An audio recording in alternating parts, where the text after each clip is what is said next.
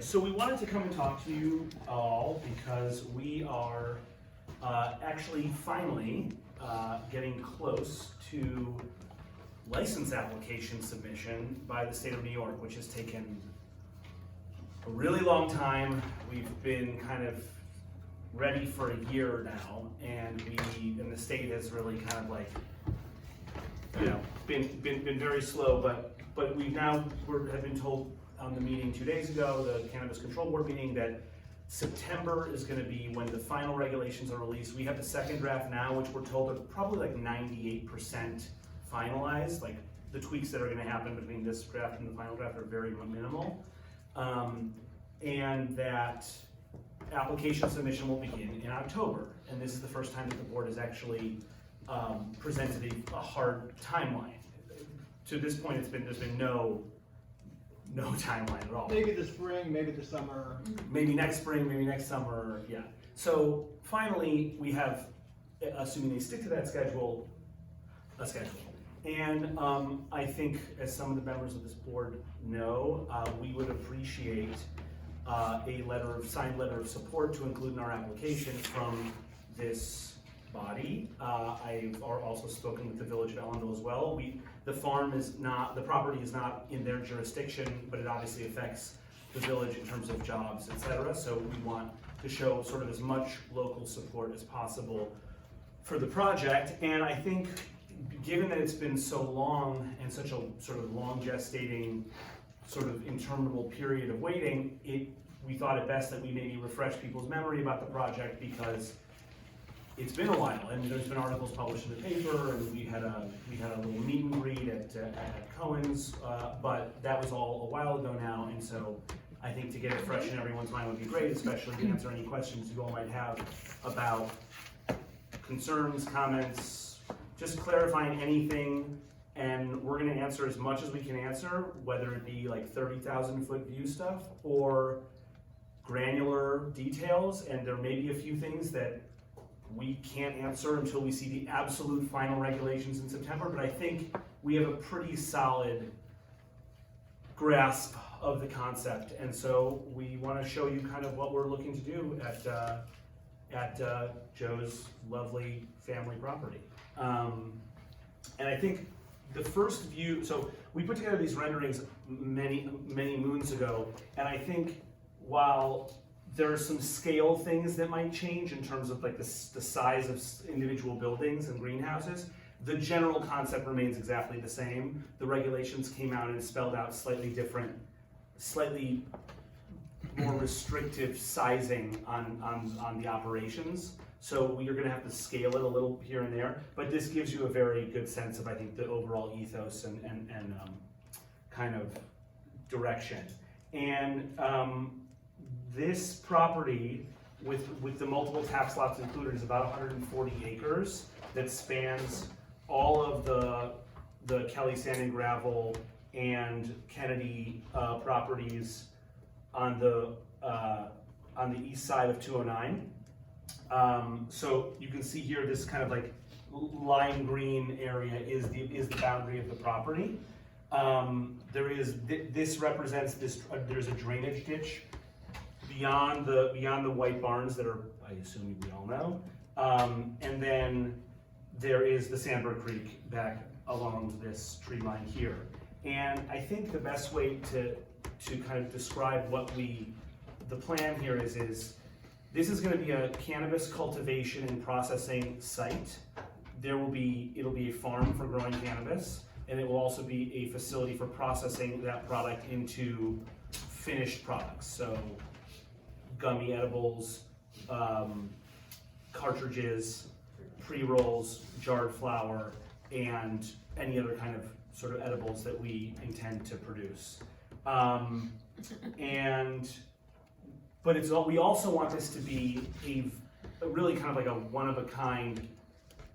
The way I like to describe it is sort of, and the way I described it to Keith Rubenstein actually was sort of imagine like a North Fork, Finger Lakes, Napa winery kind of vibe, which is to say the cannabis operation, which will take place on the south end of the property, but then a complete regenerative farm, non-cannabis farm on the rest of the property. So an orchard on the north end, a flower, fruit, and herb farm in the middle of the property. It's a full working farm where people can actually come and see. The state of New York is actually going to allow people to visit these kind of properties. So we really want this to be like a showpiece property that really speaks to our brand, which is a sort of back to nature cannabis brand. Very different than what Cresco is doing. Nothing wrong with what they're doing, totally great. But we're kind of a much more craft, small operation that are going to grow in a different manner, both fully outdoors and in full season, all year round greenhouses. Excuse me, hey Jack, can you hear me, Jack? Pardon? You want to sit over at that blue table over there, you can see probably what they're talking about. Okay. So I think that's the top line thing to say is that this is not, and while there is a production aspect to this, the experience and the general aesthetics of this is about making this a beautiful place, because it is already a beautiful place. And it's like, how do we not mess up this beautiful place? How do we make it something additive there? Because the fields have been fallow for a while, and we need to drain them. We need to drain them. We need to ameliorate the soil, and we want to have something there that really is befitting of the beauty of the site. And I think when we initially presented to Joe and Grace, that's really what I think moved them, was our vision. Not cannabis or not cannabis, but actually what we wanted to do. Because the barn complex also, we want to fully restore the barn complex, the front older barn and the back slightly younger barn, and make that into office space. And they're amazing barns, but they need a lot of work. And thankfully, cannabis is a crop that can provide enough revenue to reinvest and actually be able to do these very labor and cost intensive things. And so you have on this side of the property, on the south end, the major cannabis operations, which will be fenced off separately than the rest of the property for security reasons. The state is mandating very stringent security guidelines for this, and I assume that will be a concern of this board. And effectively, we will have the cannabis touching elements of the farm sealed off from the non-cannabis elements of the farm for security purposes. We will, and so what else is there to say?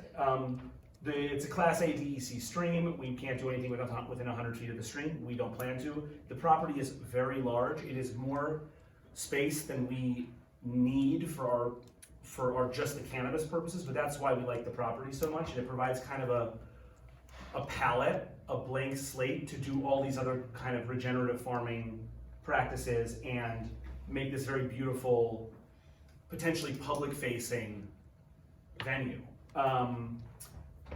So there are also about 50 plus acres of 50 acres of property beyond the Sandberg. Okay, sorry, I'm gonna do this way. So this is only like that. There are about 55 acres of fields beyond the Sandberg, which only have access over Hang Glider Road. And because of this kind of like lack of perfect access, they're really not useful to us for cannabis production.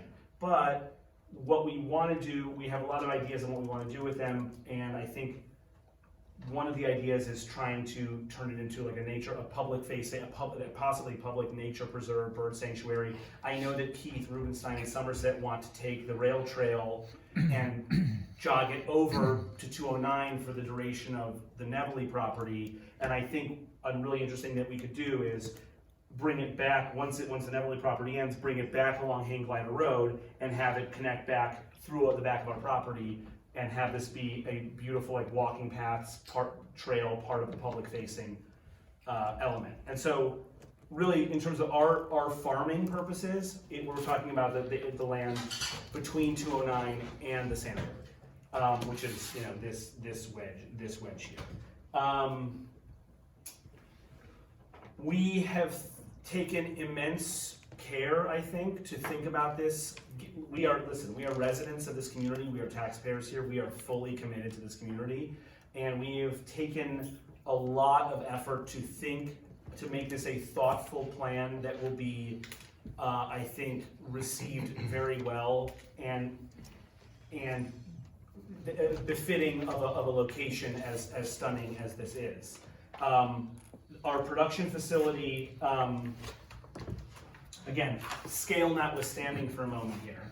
Our production facility the idea is to have a green roof, because we know that the view shed is a major concern of this site.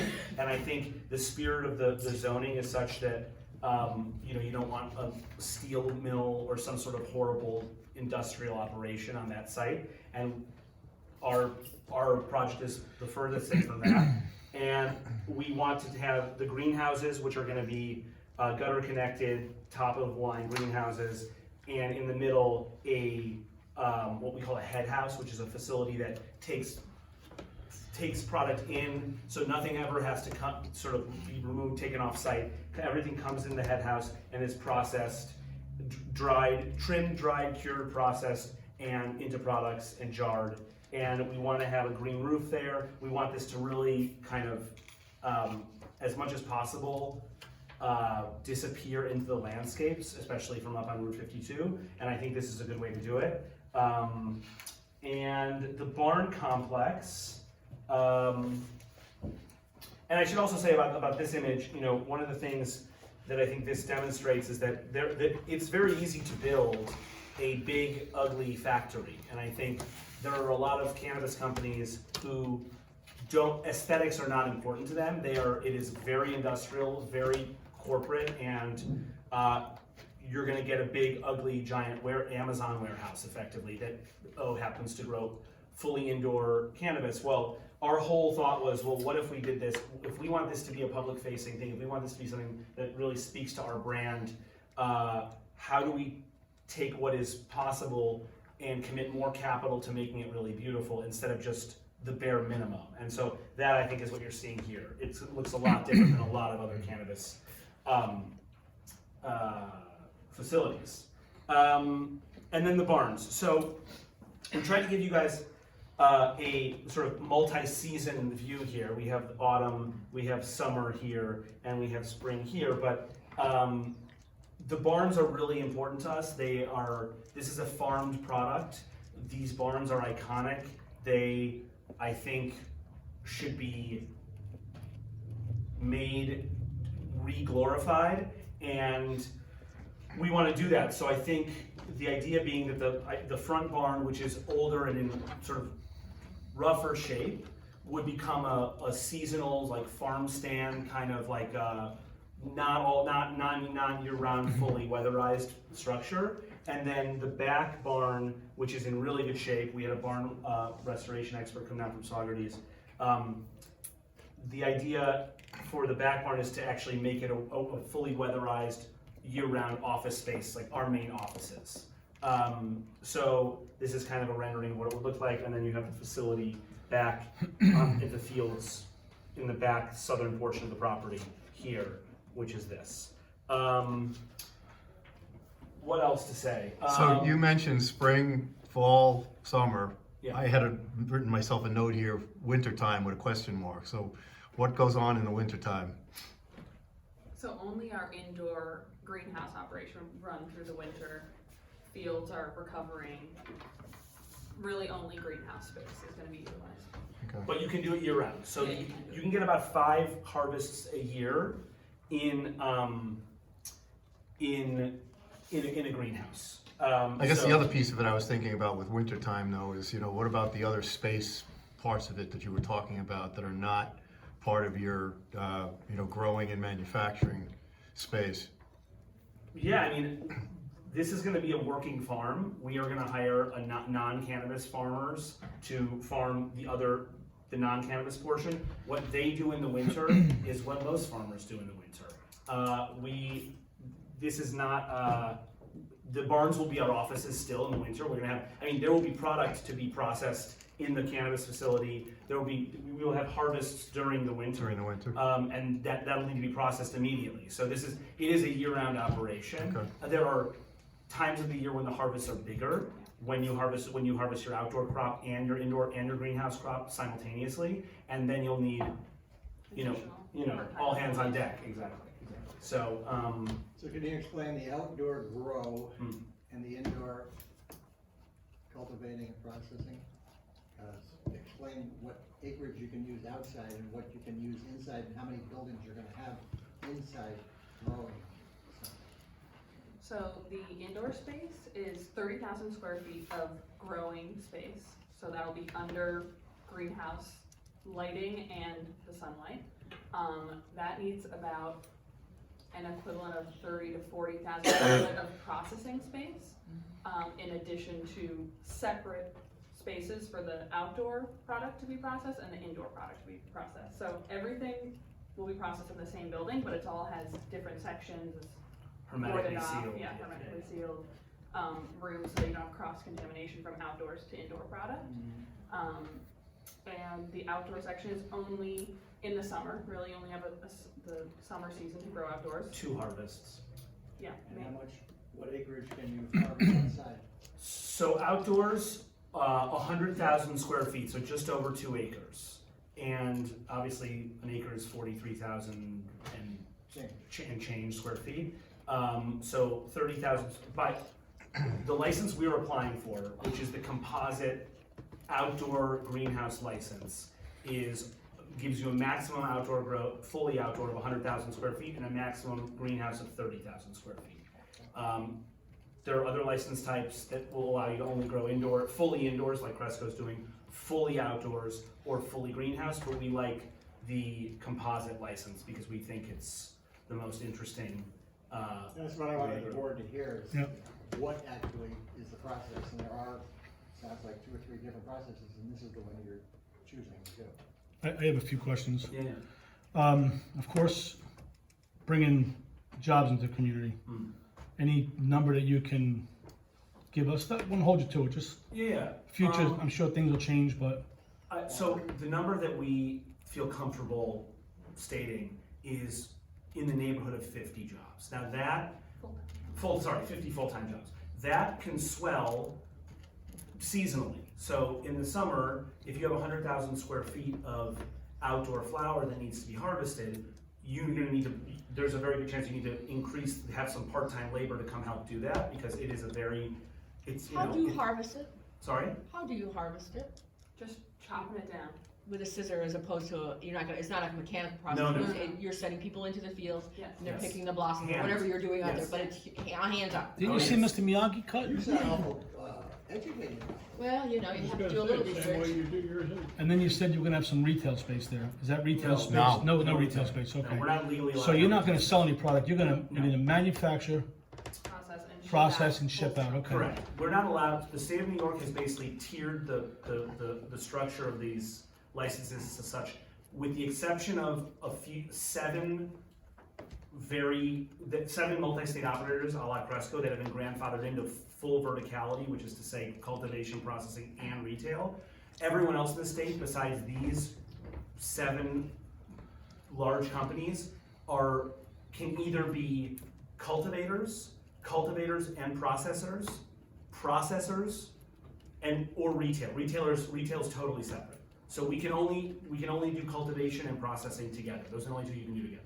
So that is bound by the state regulations. Can you So- speak And what- on what kind of, go ahead.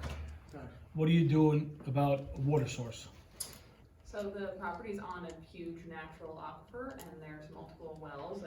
We had one tested, and it looks like we can supply all our water from the existing wells that are already on the property, in addition to also powering geothermal for the greenhouses using the existing aquifer. Okay, and then just my last question, that, I know that there's homes on the 209 corridor there. A concern would be odor and any kind of noise from, I'm sure you're gonna have some kind of fan systems going. I'm gonna Okay. answer that, but I'm gonna add on to the water question, which is, it is a very productive, as the current owners will tell you, it's a very productive, there are very productive wells in that property. We're gonna require probably about less than a quarter of the water that a Cresco requires. I know that was a big thing, like 92,000 gallons a day. We're probably more in the 22,000 gallon a day number. And the other thing about this very shallow aquifer that our geothermal consultants really like, this is a property that is primed for geothermal use and solar use for that matter. And we would like to be, our pitch to the state is that we're gonna be 50% alternative energy powered, because this is a very, very energy intensive business. And but water intensive, I mean, again, as you guys know from what Cresco told you, the energy, people think of it as a totally green, it's a farming, it's a green business. It is extremely energy intensive, especially if you do it indoors. The reason we like greenhouses and outdoors is it's much easier on the grid, and it's much easier on the earth generally. And so solar power, geothermal power, the geothermal possibilities at this site are very, very exciting, I have to say. So that's just to add a little bit to that question. Odor. So we're going to install on the outdoor grow, which is only flowering 6 to 8 weeks out of the year. So that's when you would be able to smell it.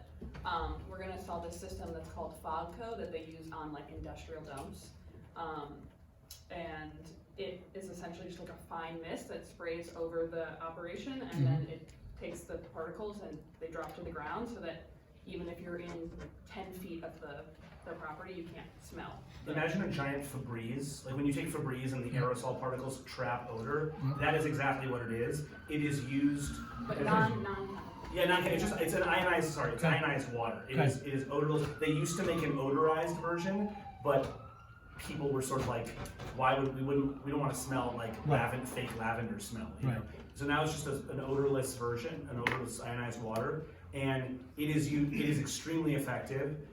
It is used really mostly for like industrial garbage dumps in residential areas, so that people in tightly packed residential areas can't smell a garbage dump. And But for the indoor operation, there will be fans and vents, because you don't want outdoor air coming in just as much as you don't want outdoor air going out. You want to seal this greenhouse from contaminants. So there are filters on all exhaust fans. Generally, they're not very loud. They're pretty efficient, and they have these systems pretty down pat because they're in many states.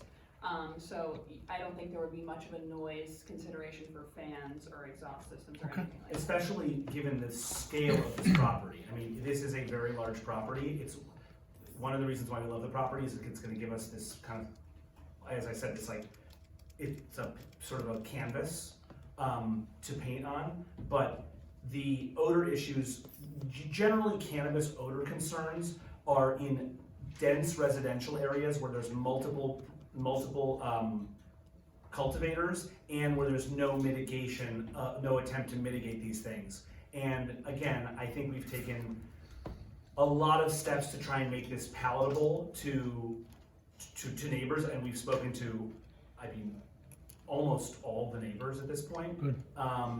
And in short, the smell is a non-issue, period, end of story. Indoor, carbon UV filtration, a la Cresco, and outdoor, this FogCo system, which is really, really, it's not cheap, but it's really good. What about the other facets of the property? Apple trees, orchards, what do you present that?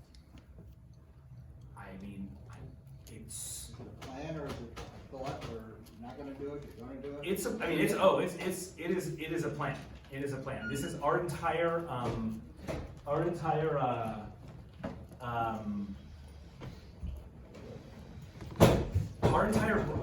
brand that we will be able to be purchased in stores in the state of New York is about a back to nature, back to the farm product. It is not about it being an industrial product or a medicinal product. It's about it being, it's lower potency. Our whole ethos is lower potency cannabis. The cannabis over the past 40, 50 years has been genetically selected to be really, really strong, really, really potent, really high THC percentage. And our entire kind of bet is that is going to be more and more a thing of the past, and that differentiated products and milder products like you would have had at Woodstock, for example, a long time ago, 5 times less potent, for example, 7 times. I didn't smoke at Woodstock.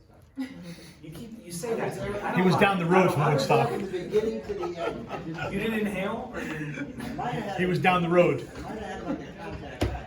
but Yeah, well- it didn't go in my. Well, nobody's perfect. No, I think the whole idea is that again, this is about lower potency cannabis for more people than just very, very habitual users who want, really strong stuff. And that really dovetails with this back to nature thing. So I think the idea is our entire brand, the whole reason we want a property that's this large, way larger than we need, is to create this Eden, effectively, that speaks to our brand. And I think that's really important. And it is effectively a proof of concept, like that's what we want to do. This is not, we want to leverage in videos, photos, on social media, how this property looks to show people that, okay, this is a farmed product. This is not an industrial product. This is not necessarily like a pharmaceutical product. It is grown on a farm, and it is natural, and that is the entire purpose of why we love this site. We could go and find a much smaller site, a much cheaper site, but that there's a reason we love this site so much. We also have spoken to multiple local farmers and some farming associations in the area about potentially doing collaborations with the non-cannabis part of the property, because really that's not a money-making endeavor for us, it's more of a community-based endeavor for us. So we'd like for there to be monthly or bi-weekly days where people can come and harvest their own vegetables and take home a Have you been working basket. with the RVBA? We are in discussions with RVBA and the RVGA that we're gonna, And GA, yes. Well, We're gonna- since you're looking for ideas, in the winter months when you're not doing your outdoor thing, your barn that's not gonna be used, we could do some kind of Christmas holiday event there because there's an indoor space and the weather doesn't get you.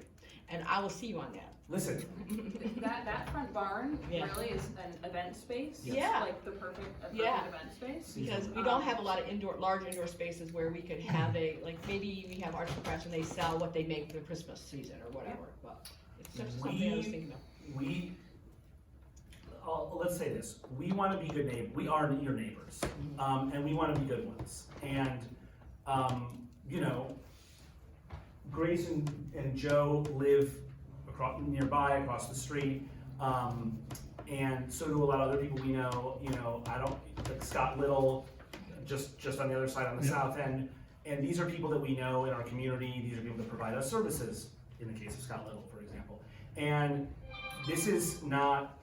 we are not here in any way to be adversarial, we're here to run a business and make money, to be sure, but this is about, we live here already, and we want to live here for a long time, and this is all part of it. So our intention is to be very good neighbors, very thoughtful neighbors, and provide community space. yeah, community spaces amenable to this is, we want to be additive completely, both in a job creation sense and as a sort of community partner. So that's I don't know if anybody's ever thought of it, maybe a circus or something. That's been done, that's way. Did you guys ever think of that? Yeah, we used to. Yeah. If you know any carnies or anyone, we're Quite a few clowns around. We know a lot of classic characters, I know. Listen, Oh, I listen. wish you guys luck in September.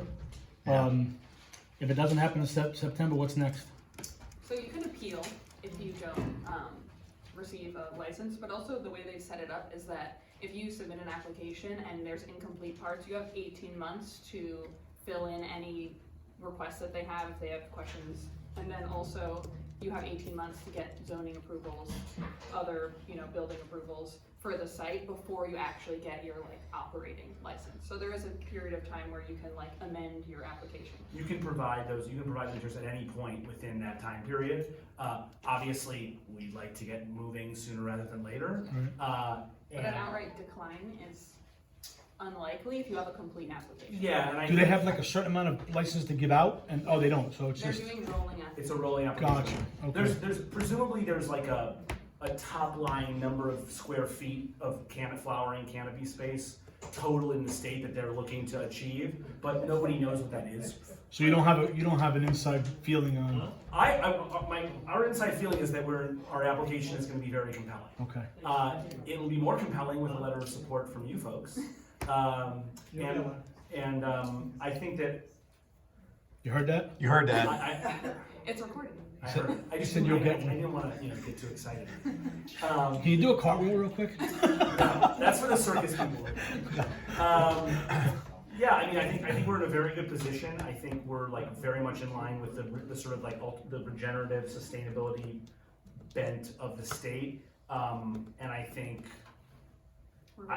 We're very prepared. we've been prepared. We've been twiddling our thumbs for a while now, waiting for the state, and We've been watching. Yes. So you're ready to go. If you get that license, you're ready to rock and roll. Oh, yeah. Okay. We're all in. Funding committed, ready to go. Architects ready. Architects ready. I mean, not only Engineers ready, yeah. we have a whole team in place that we've leveraged to this point. So we have to submit with our application floor plans or theoretical floor plans and a really, security plan. All this stuff has to be in our application. It's a very long, involved application. And we have the best in the business application writers that we've hired, that retain to write our application with us. And these people are very expensive and very good, and it's a very long and complicated application. But they've had a lot of success in the 23 other states where cannabis is either recreationally or medically legal. So we're ready.